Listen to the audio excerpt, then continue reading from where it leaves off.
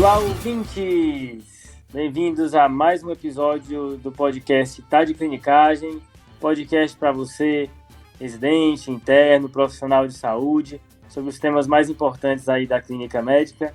Eu sou o João Mendes. Eu sou o Frederico Amorim. E eu sou o Iago Jorge. Olha ele, hein? De volta aqui ao podcast, rapaz. Olha quem fala, Doutor né? Iago Jorge.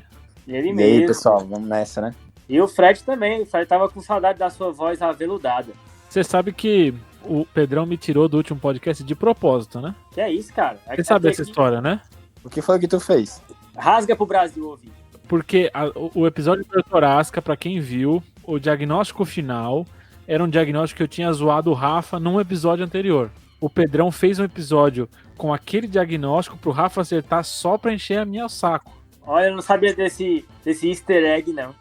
Tem um easter egg aí, então pra quem ouviu, percebeu. Então é fofocas TDC, né? Aqui tá um momento... Mas eu queria que os ouvintes soubessem que o Fred ele é conhecido como Barry White brasileiro, né? Eu nem sei o que isso quer dizer. Nem eu tava esperando a explicação. Assim, O Barry White, pô, vocês nunca ouviram o Barry White, não? Claro, pô, claro que... Então pronto, você é o Barry White brasileiro.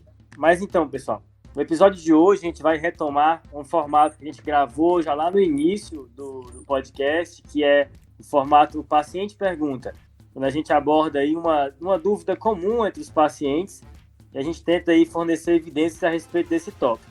E hoje vai ser um tópico polêmico, hein? Nossa, demais. Não tem episódio que vale mais a pena falar isso, e acho que agora vale a pena a gente falar logo no começo, que é esse episódio é de educação médica, não é para pegar qualquer informação como paciente, então procure o seu médico, porque esse episódio eu acho que é um episódio que cabe muito isso, sabe? Cabe demais. E eu queria dizer que eu falo com a minha família o tempo todo sobre isso e nunca sou ouvido. Mas qual que é o tema no final, João? Então, o tema de hoje é sobre suplementação de vitaminas, né, e de elementos minerais, enfim, especialmente para pessoas saudáveis, né, se isso tem algum benefício, se tem algo que respalde esse uso, se os pacientes realmente podem se beneficiar dessa prática. Tu viu alguma coisa sobre isso aí, Iago? Vi, exatamente. Primeiro, eu queria fazer uma pergunta para vocês. Diga, meu jovem. Vocês já tomaram ou não? Cara, eu nunca tomei multivitamínico. Rapaz, quando eu era criança, meu pai me dava vitamina C. Eu achava bom porque tinha um gostinho de Fanta laranja, rapaz. Rapaz, eu também já tomei vitamina C. Se eu não me engano, a dose era até de 2 gramas. Minha mãe botava era pra valer, né? Era uma dose de ataque, né? Exatamente. Uma dose de ataque todo dia. Inclusive, hoje, por curiosidade, né, eu lembro que eu não tinha tanto apetite assim quando eu era menor. E aí a minha mãe dava um suplemento, né, líquido. E eu fui hoje, por curiosidade, ver o que tinha naquele suplemento, né? Porque, ou seja, o pessoal toma, né, esses suplementos, dá para as crianças inocentes e muitas vezes não sabe nem o que tem. É o duplo cego, né? Nem a criança sabe o que tá tomando, nem a mãe sabe o que tá dando. Exatamente. E aí, hoje, eu, por curiosidade, fui ver o que tinha nesse suplemento que era para abrir meu apetite. Diga aí. Pois é, para minha surpresa, eu vi a composição, era sulfato ferroso e ácido fosfórico. Olha aí. Então, assim, a indicação dele de bula é para tratamento de anemia carencial por ferro ou então em dietas inadequadas, né?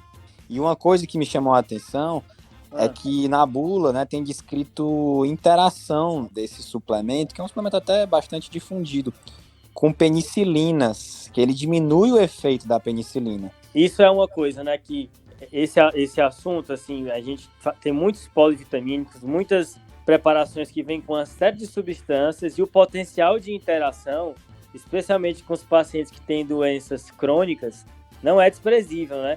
E é um risco que nem sempre ele é quantificado, ele é fácil de achar nos estudos, né? Então é uma primeira ressalva aí a respeito disso. E outro detalhe também é que, se for pensar, é um sulfato ferroso que a gente costuma evitar, né, assim, em situações de infecções, né, de estado inflamatórios, que eventualmente quando a pessoa pega um resfriado que não quer comer, talvez a mãe vá lá e dê para a criança, né? Então ela vai dar ferro no momento que a criança está com infecção aguda, né? Também não seja talvez o melhor momento. Só lembrando, Iago, sobre essa discussão de ferro dar ou não dar em estados inflamatórios foi discutido no nosso episódio 24 de anemia ferropriva. Então quem quiser dar uma olhadinha lá, se eu não me engano até o Pedrão que comenta. Esse episódio é top, hein? Então, Iagão, só pra a gente deixar claro assim, o objetivo do episódio, agora que você comentou desse seu suplemento na infância, a ideia acho que é para abarcar 3 situações, né? Ou aquele paciente que chega para você tomando multivitamínico já, ou aquele paciente que já, isso normalmente por conta própria, ou aquele paciente que pede para você um multivitamínico, e aí por diversos motivos, né? E por último, aquele paciente que vem com você tomando para você tomando multivitamínico e aí prescrito por um colega, né? Então a ideia é como abordar esse paciente, né? Como que faz sentido essas prescrições ou não? Quando ele pede, vale a pena dar ou não? Acho que fica nessas 3 situações. Boa. E assim, não é tão comum da nossa prática a gente ver prescrições, assim, né? Eu não sei vocês, mas eu nunca cheguei a prescrever diretamente um polivitamínico para um paciente, né? E vocês? Eu só recebi pacientes com compressão, mas eu acho que eu também nunca prescrevi. A única vitamina que eu prescrevi acho que foi a vitamina D. Pois é, exatamente. A vitamina D, então, que merece um episódio à parte, né? Aí nesse episódio, pessoal, a gente não vai falar da vitamina D. Então, o que a gente vai falar hoje aqui se aplica às outras vitaminas e minerais, mas vitamina D especificamente é uma pauta para o futuro.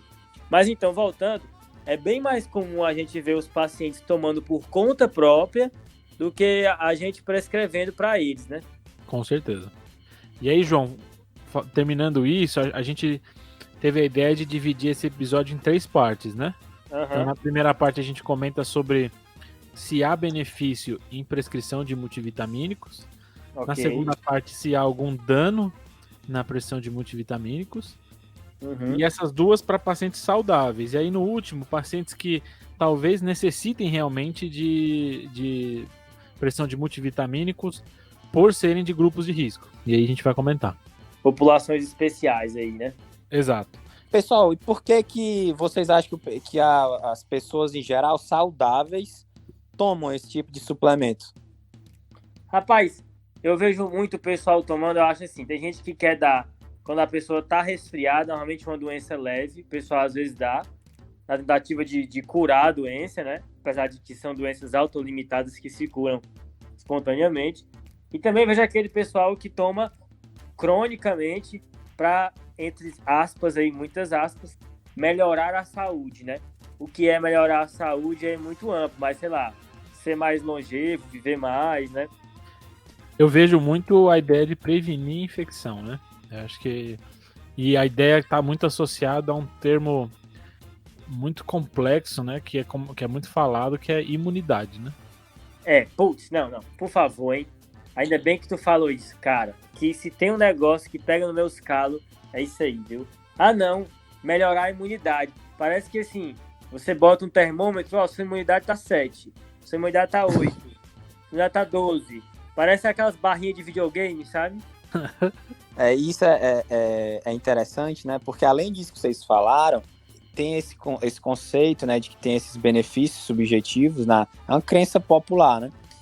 E tem uma crença que eu acho também que é bastante difundida, que não faz mal, que quanto mais, melhor. Isso eu acho que é talvez uma das piores coisas, né? E eu tenho um dado sobre isso também. Eu vi um estudo que fala que ele estimou que 25% só é com prescrição médica. Então os outros 75% é sem prescrição médica, tá? A grande maioria. Eu não sei se eu me preocupo com os 25% que tem médico prescrevendo ou com os que eu ia falar isso também. Não, mas aí entra a vitamina D, que tem algumas indicações, entra a vitamina B12, que tem indicação. Bom. E, na verdade, o que a gente tem de benefício? Tem diversos estudos observacionais que mostram benefícios, vamos dizer assim. Aí tem diversos desfechos que eles analisam.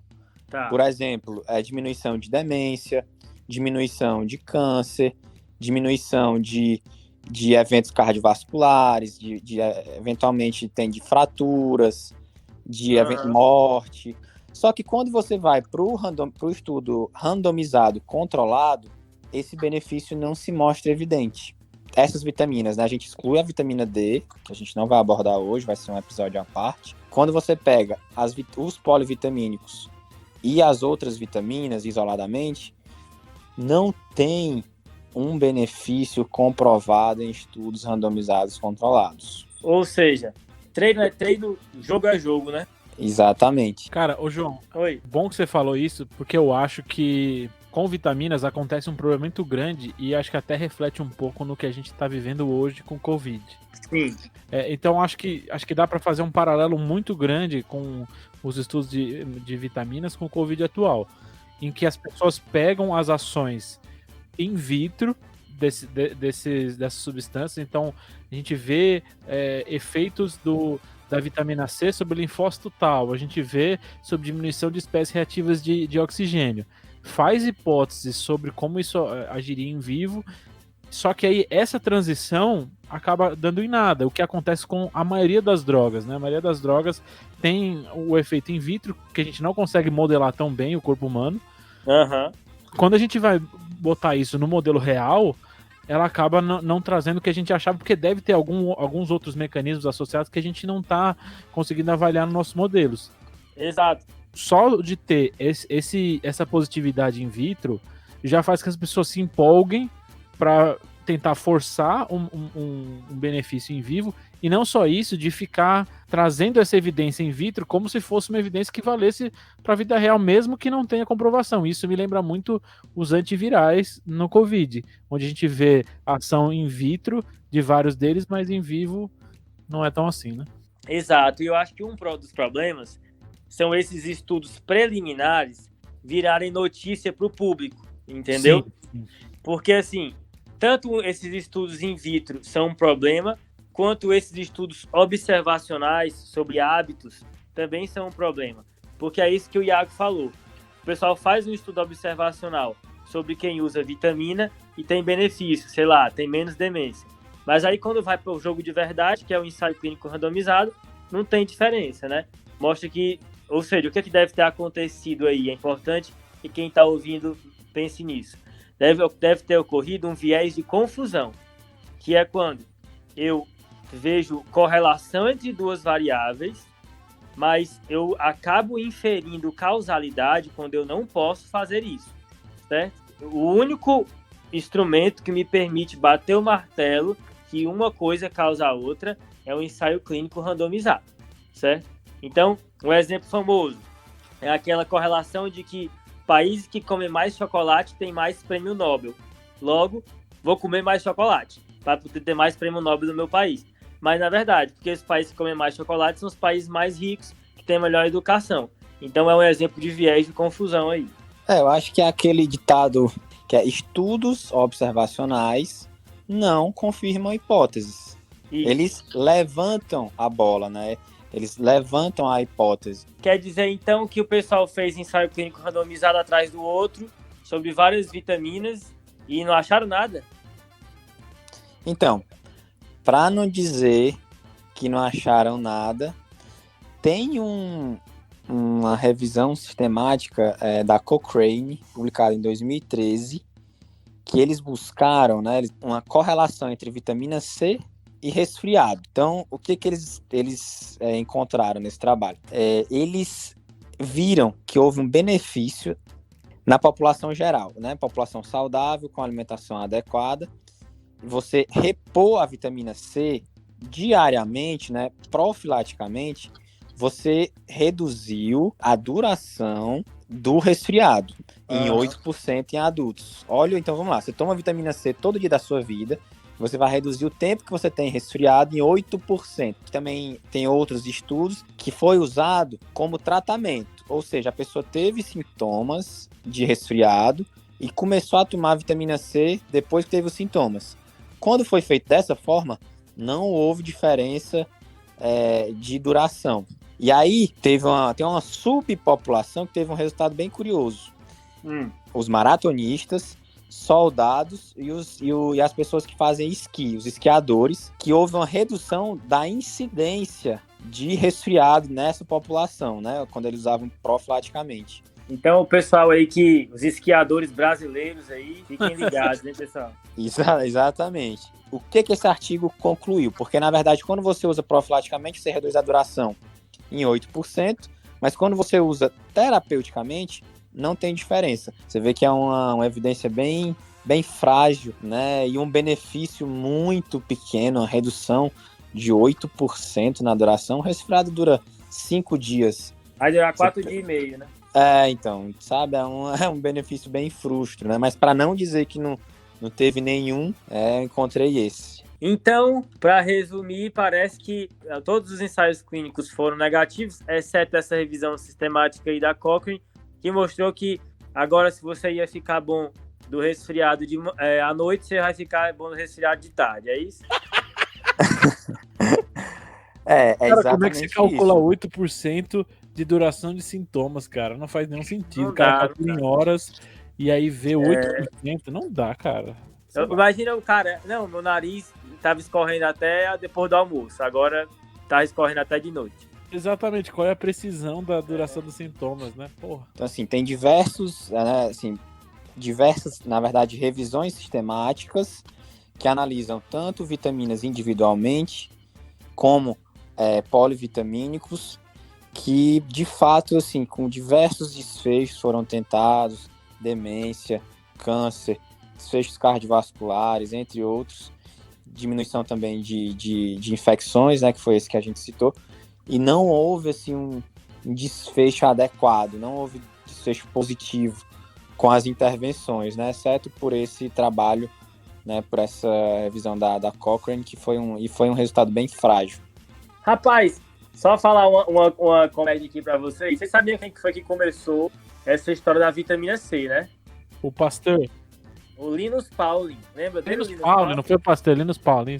Menino Linus Pauling ganhou o prêmio. Não, e o cara era viciado nisso, ele falava que é pra tomar, que melhorava tudo. Isso, o cara era químico, né? Exato, lembra daquele 1S2, 2S2, 2P6, né? Meu Deus. Lembra disso? Nossa. Aí, mas assim, ele que tinha essa história da vitamina C, e ele morreu com 93 anos. Mas aí, isso é outra falácia que as pessoas usam, né? Elas pegam anedotas e querem generalizar, né? Sendo que não dá pra você basear condutas em anedotas, né? Só porque o cara viveu 93 anos e pronto, né? Nada mais atual do que isso que você falou, né, João? Eu queria fazer uma consideração. Existem duas populações especiais que está indicado, principalmente aqui no Brasil, a reposição, né, de vitamina A, que é em puérperas imediatamente após o parto, e em crianças, principalmente depois que cessa o aleitamento materno exclusivo, até por volta de 5 anos existe a recomendação de reposição de vitamina A. Então, ficar ligado nessas duas populações especiais que não estão, em geral, no dia a dia da prática da clínica médica. Pois é, rapaz. Mas aí, pensando em efeitos colaterais, né? Boa parte da literatura sobre isso, como nas outras coisas, é americana, né? E lá, assim, eles jogam no mercado e se der ruim, eles vão atrás. Eu pensei, como é que isso deve ser no Brasil, né? E aí eu fui ver, a Anvisa tem um instrumento normativo a respeito disso de 2018. E lá eles estabelecem as doses máximas. Então isso é regulamentado no Brasil, tá? Existe um máximo que o fabricante pode colocar dentro desses multivitamínicos, para também o pessoal não se empolgar, né? Não, é porque se deixar, o pessoal faz pulso de vitamina C, né? É o Brasil, né? O Brasil não tem limite, né? O limite é não ter limite. Então... Quem tem limite é município. Exatamente. E aí, rapaz, tá tudo discriminado aqui no anexo 4. Eu vou botar essa norma aí nas referências também. Mas, assim, a principal fonte para dar uma olhada nesse aspecto de efeitos colaterais, né, é um documento, uma revisão do USPSTF. A gente sempre cita, assim, nesses episódios de medidas de saúde pública, essa instituição, né? É que nem aquela série do JAMA que a gente sempre cita, isso também a gente sempre fala. E aí o USPSTF, em 2013, lançou uma análise sobre o uso de multivitamínicos para a prevenção de doenças cardiovasculares e câncer. E o que eles chegaram à conclusão, né? Primeiro, que a evidência era insuficiente para avaliar os benefícios ou malefícios de multivitamínicos. Então, para a prevenção dessas duas coisas. Então, ficaram em cima do muro aí, né? Que foi isso que a gente acabou de falar, né? Exatamente. Outras coisas que eles chegaram foi que a evidência atual era insuficiente para avaliar benefícios e malefícios de nutrientes específicos, com exceção do beta-caroteno e vitamina E, que aí sim eles porque eles são bons, né?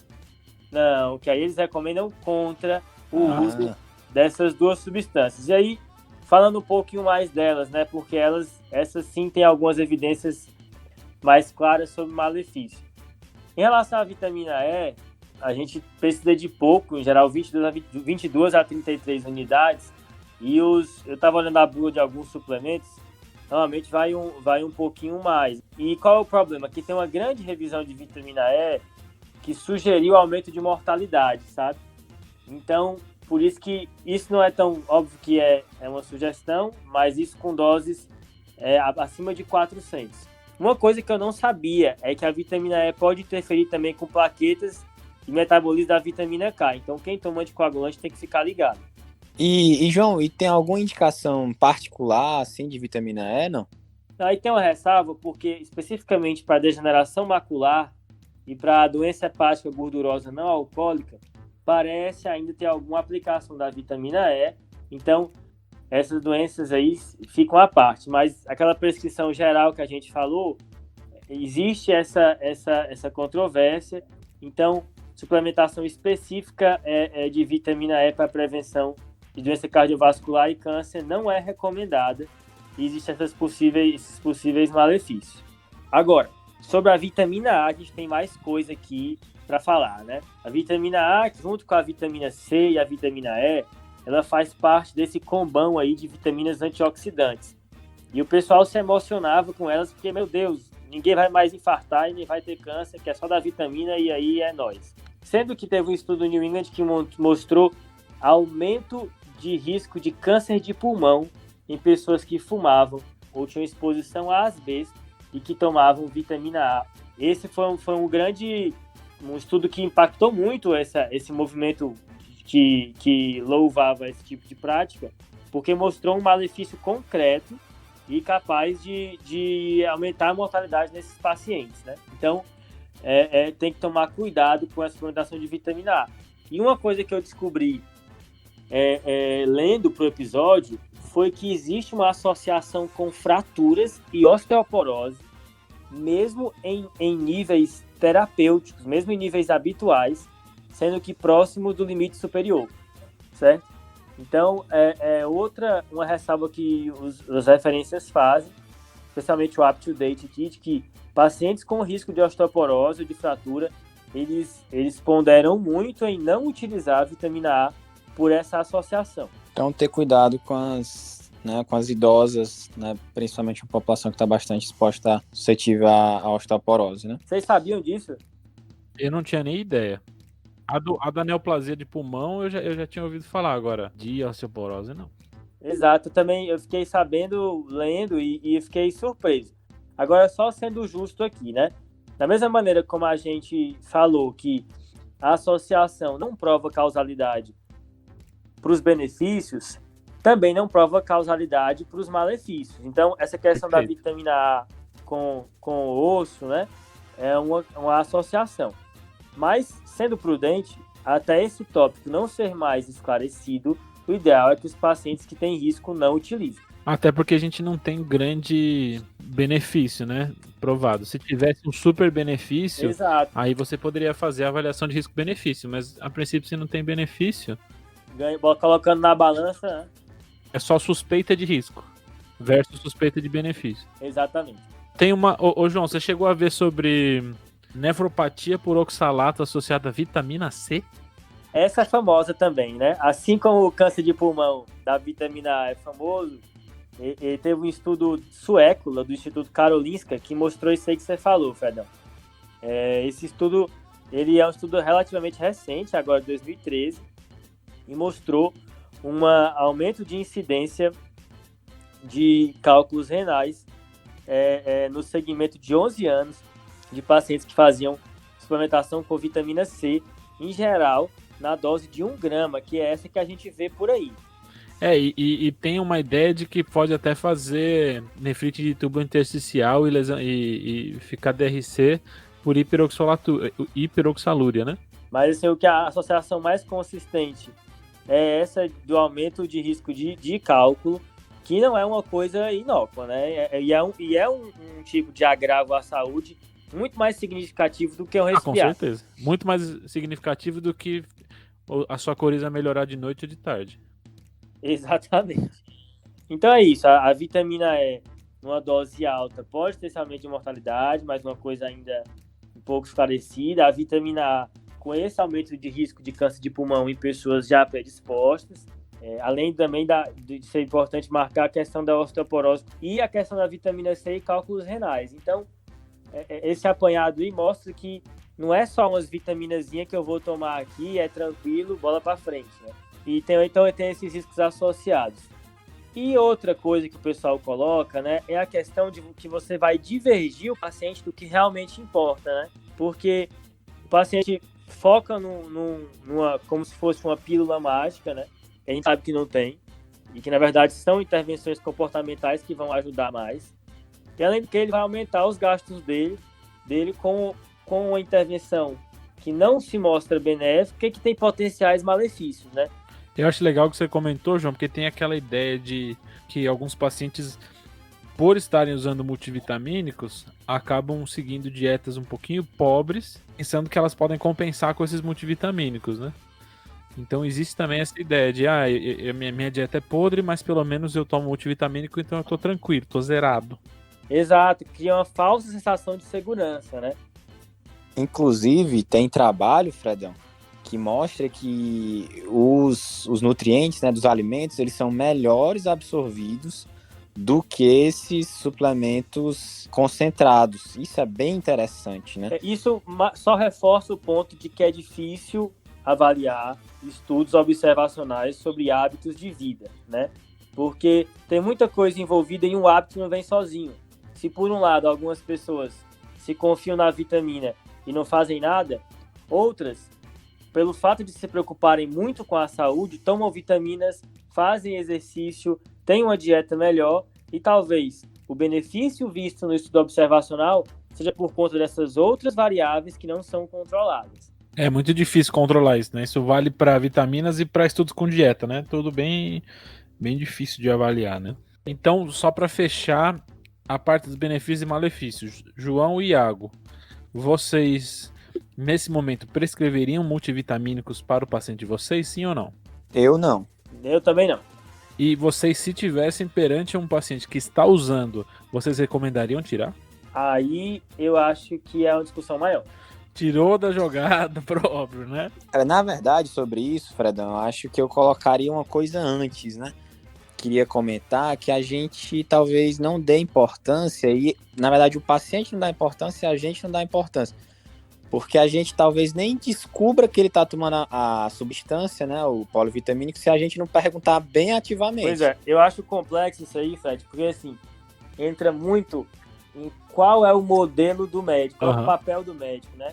O que você acha, até onde você deve entrar na vida do paciente, né? Quão horizontal vai ser essa relação ou não. Mas você abordaria então, assim, os possíveis danos e os benefícios dessa medicação com o seu paciente ativamente? Tentando colocar, então, em afirmações, certo? Que acho que fica mais fácil. Se o paciente fosse um paciente de risco, exemplo, pessoa com osteoporose, uma pessoa com alta carga tabágica, uma pessoa com cálculo renal, essa eu abordaria mais ativamente, certo? Se fosse uma pessoa sem esses fatores de risco, que a gente sabe que já existe uma propensão maior, eu veria se não existem outros problemas ativos que eu tenho que abordar nessa consulta.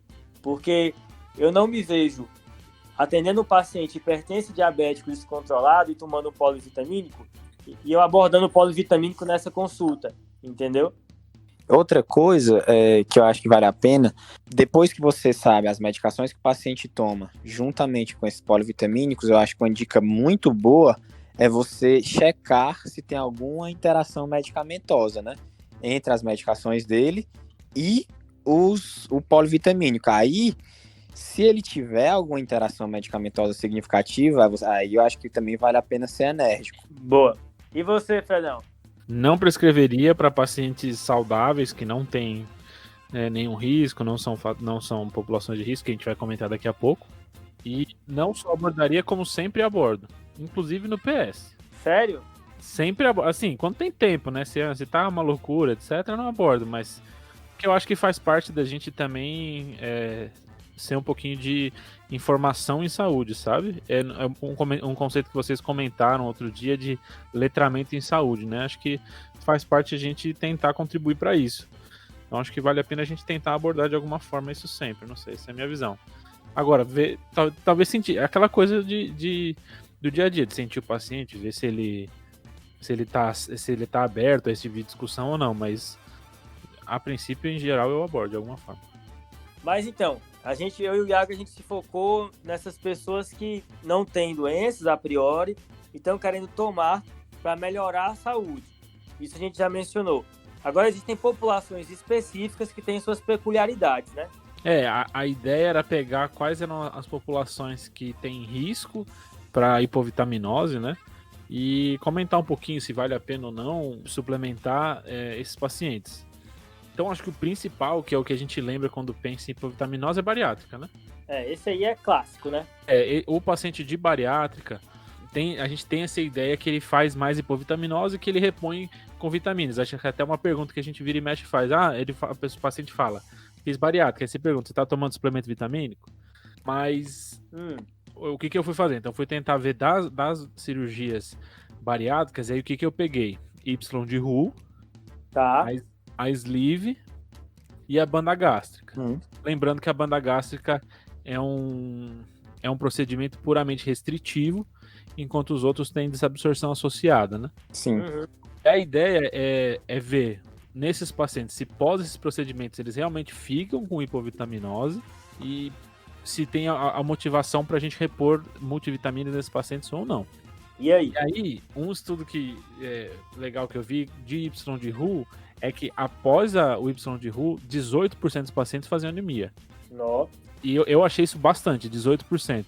Isso faziam de novo, porque tinham 10% dos pacientes já tinham anemia prévia e 18% desenvolviam anemia durante pós a bariátrica, um ano após isso. E eles falavam qual era o tipo de anemia, Fredão? Isso, então, eles viram que tinha 50% B12, 60% ferropriva e 16% ácido fólico.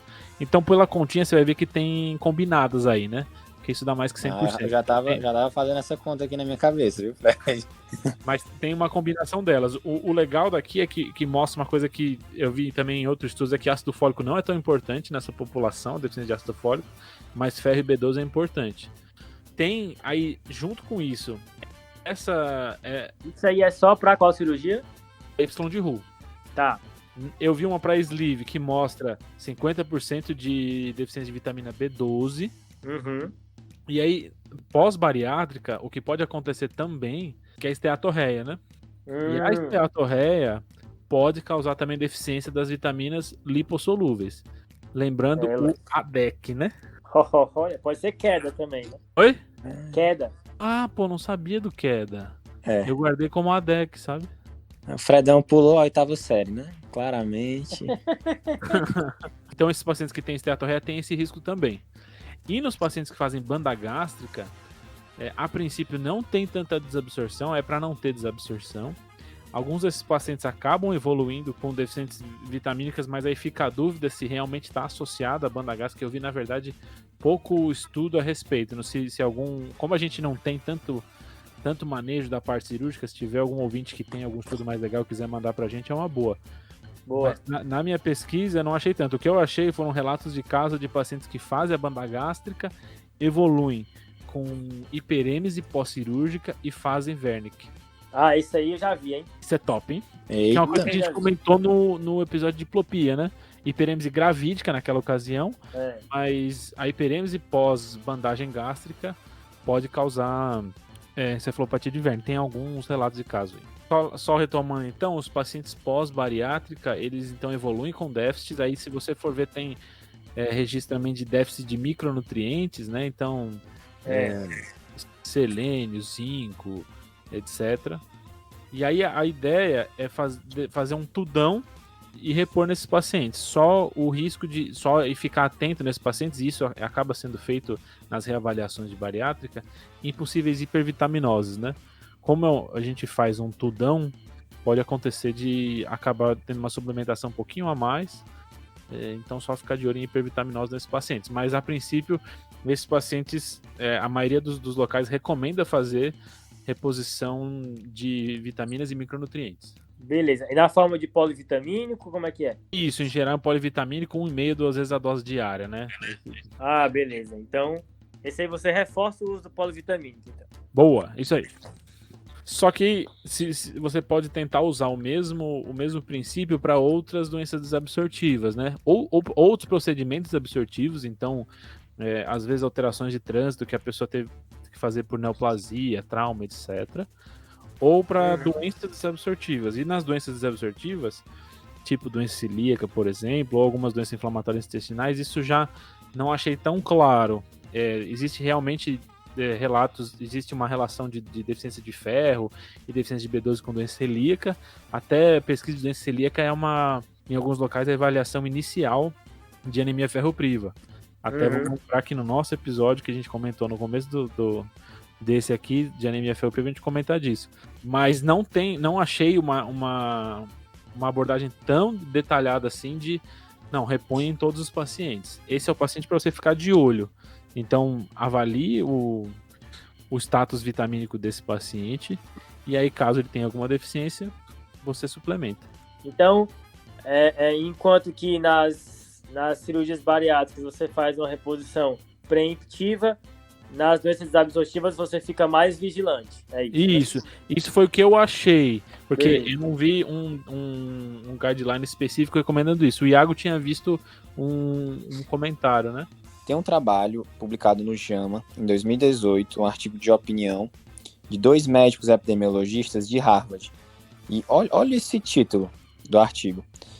Suplementos vitamínicos e minerais. O que o clínico precisa saber. Rapaz. E aí, em relação a isso, Fernando, você acabou de falar, ele realmente ele adota uma conduta mais liberal. Ele recomenda a reposição de, por exemplo, de ferro, de vitamina B, vitamina D, zinco e magnésio nessas doenças desabsortivas, né? Doença de Crohn e doença celíaca, por exemplo. Isso é meio discordante na literatura, né? Tem discussão ainda. Então, pelo menos lembrar que esses pacientes podem fazer hipovitaminose. E aí, se vai repor ou não, acho que vale a pena uma discussão aí. Talvez dar uma lida a mais e ver o que você acha. Mas, boa. A princípio, pensar que esses pacientes podem fazer. E aí tem um outro tipo de desabsorção que acho que a gente às vezes esquece, que é a pancreatite crônica. Nossa, essa daí a gente esquece mesmo.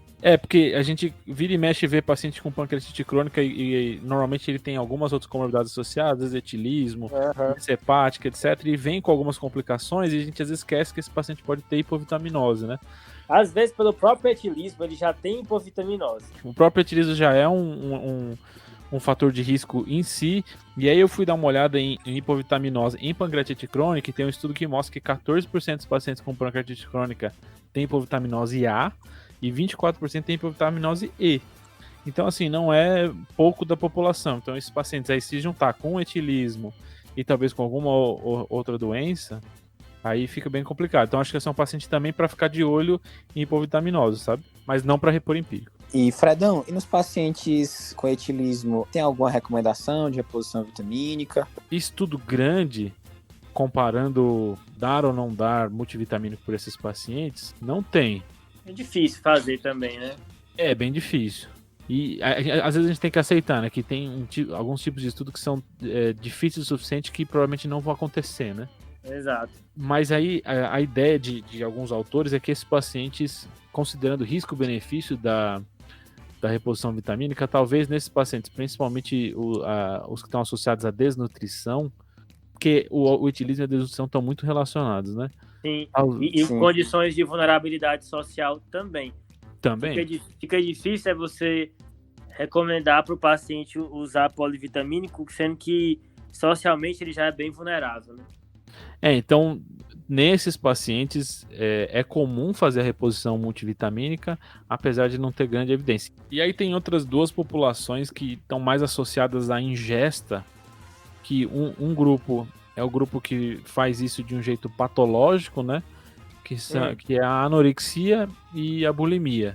Na verdade, mais qualquer distúrbio desses de alimentação, né? Tem um espectro, né, desses distúrbios. Mas o estudo que eu vi foi a avaliação de micronutrientes nos pacientes com anorexia. 45% dos pacientes tinham pelo menos um déficit vitamínico. Então, tipo, isso dá quase metade dos pacientes, a maioria vitamina A e vitamina B9, mas o outro déficit que eles tinham era de selênio. Nossa, cara. Nossa. O quanto isso é importante na prática ou não, porque esse é o negócio, né? Esses estudos dosam os micronutrientes e as vitaminas com o paciente sem apresentação clínica. Aí é complicado, né? O que essa hipovitaminose sem alteração clínica realmente quer dizer? Mas de qualquer jeito esses pacientes têm risco, e até tem relatos de caso que fazem até escorbuto, sabe? Nossa, cara. É porque o escorbuto ele faz umas manifestações que às vezes confunde até com doença da reumato, né? Artralgias, alterações de sangramento. Eu já vi trabalho de pediatria mostrando crianças atendidas em clínicas reumatológicas com condições atribuídas a doenças da reumatologia que na verdade tinham escorbuto. E também faz diagnóstico diferencial com um tipo de leucemia, né? Pode dar hipertrofia gengival com sangramento, que é encontrada na leucemia tipo M4. Então isso eu acho que é bacana a gente pontuar que você tem que ter um alto grau de suspeição, porque não é um diagnóstico que a gente vê todo dia, né? Eu acho que é por isso que a gente está comentando desses pacientes específicos, nos desabsortivos e nos pacientes com problemas alimentares, porque esses são os pacientes que têm esse risco maior, né? Boa. Exatamente. O paciente que vai fazer isso, ou é um pós-bariátrica, ou é esses pacientes com distúrbio alimentar, ou é um paciente com alguma desabsorção de alguma forma, né? Provavelmente vão ser esses os pacientes, a não ser que você esteja em algum lugar do mundo com uma dificuldade social muito grande, né? É verdade. Mas então, Fredão, a recomendação nesses pacientes que têm distúrbio alimentar, qual é? Ficar de olho nesses pacientes, considerar avaliar o perfil vitamínico deles e, a depender do resultado, fazer um tratamento. E vai ter local que vai orientar a fazer tratamento empírico, mas isso é bem discutível ainda, né? E por último, acho que tem as dietas, né? A ideia do vegetarianismo, veganismo, e eu vi muita dificuldade assim de avaliar coisas mais objetivas dessas dietas. O que tem são suposições, relatos de casos de deficiências, etc. Mas o geralzão é de se preocupar principalmente com B12 e ferro nessas dietas que tem menos ingesta de carne. Esse paciente fecha o grupo de pacientes que a gente tem que avaliar o perfil vitamínico. Então, os pacientes pós-bariátrica são os que estão mais bem estabelecidos da gente não só avaliar como fazer uma terapia empírica. Beleza. Nos pacientes desabsortivos, outros, então Crohn, celíaca, pancreatite crônica, considerar que esses pacientes podem fazer hipovitaminose e avaliar o perfil vitamínico, assim como os pacientes que têm distúrbios alimentares, anorexia, bulimia. E por último, nos pacientes veganos, ovo-lacto-veganos, vegetarianos, etc., a gente também ficar de olho e fazer essa avaliação. Aí especificamente de B12 e ferro, né? Mais especificamente de B12 e ferro. Por fim, o paciente etilista crônico. O paciente etilista crônico normalmente tem desnutrição associada, então talvez valha a pena fazer reposição empírica nesses pacientes.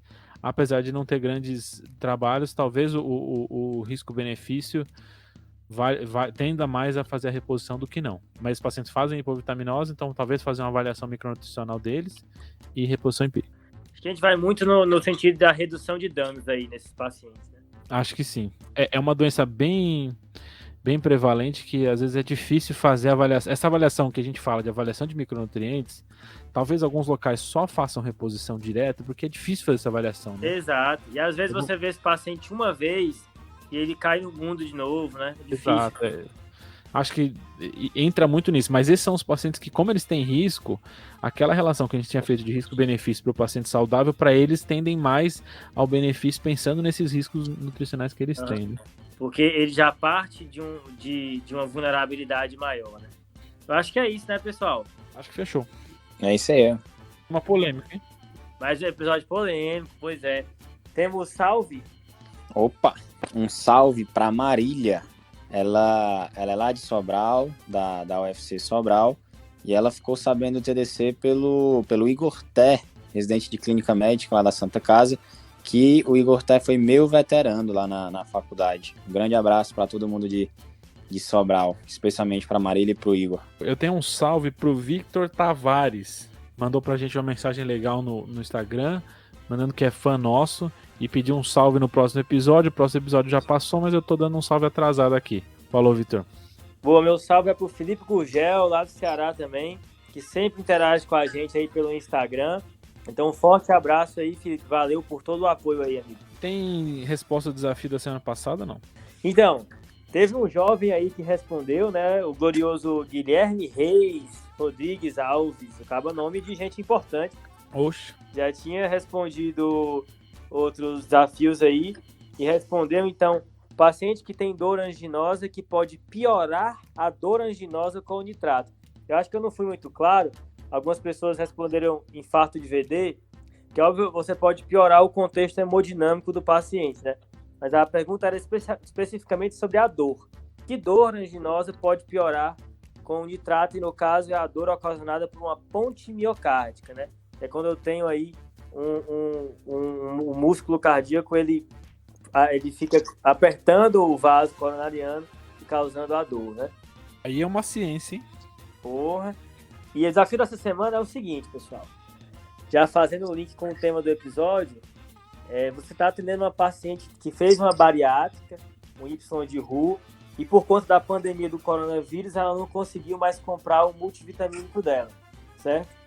E ela chega para você, então, com um rash que pega a região perioral, que pega as palmas das mãos, certo? Os antebraços e também aqui a região mais do dorso, com crostas mericéricas e algumas escoriações. Você retorna o polivitamínico dela e o quadro melhora.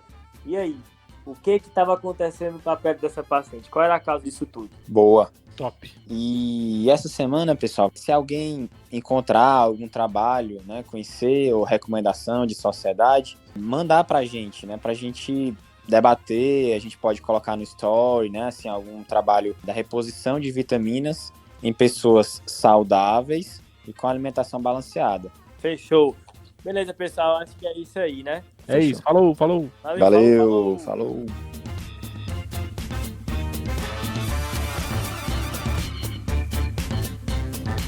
Esse podcast tem como objetivo educação médica. Não utilize como recomendação. Para isso, procure o seu médico.